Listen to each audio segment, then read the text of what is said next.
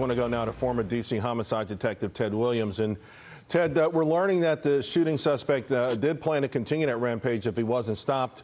Just your thoughts on this whole episode.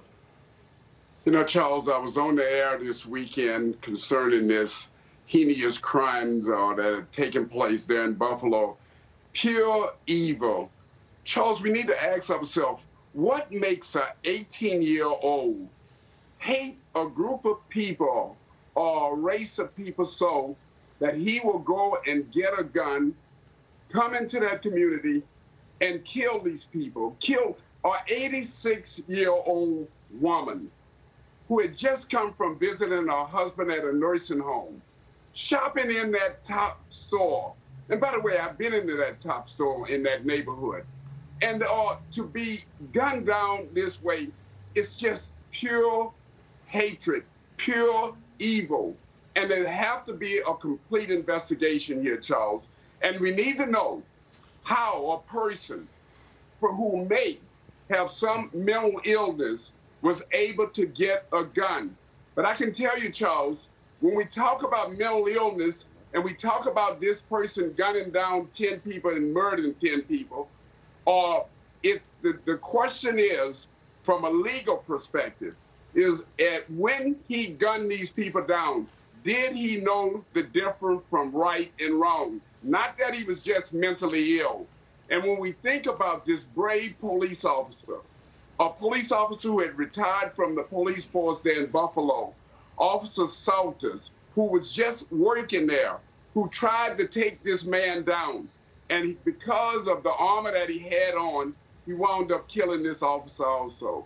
Pure evil, Charles. Ted, you know, when these things happen, you know, we always discover, not always, but too often we discover that the person was in the interest of law enforcement, that someone said something, that someone visited him. This particular suspect, the police came to actually visit him when he was in high school.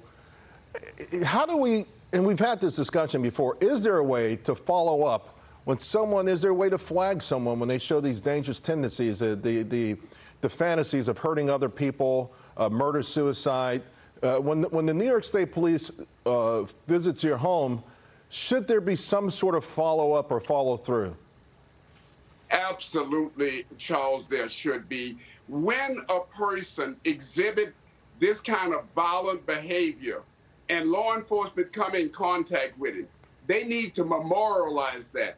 They need to put it out there somewhere in the law enforcement community that this person exists and his tendencies. It is my understanding, yes, that in high school, this 18-year-old threatened another high school student, and that for a day and a half, he may have had some mental treatment. But guess what, Charles? He was permitted to go and buy a gun. And so they're going to have to check that gun dealer to see under what circumstances and what did he know when he sold that gun, or guns, should we say, because these guns, from what we've been told, were legally purchased by this 18-year-old. Ted, there was a 180-page manifesto. There have been social media postings. To what degree should the family and friends be questioned? And at what point is there any sort of liability when you know someone speaks like this over and over again, when they've written a manifesto, when they've posted social media things that indicate a violent streak or urge to commit violence against other people? Is there any time when people who know these things are liable that they should actually speak up? I know it's tough when it's a family member, but certainly it feels like so many of them could have been stopped if a family member would have said something. You're absolutely right again, Charles.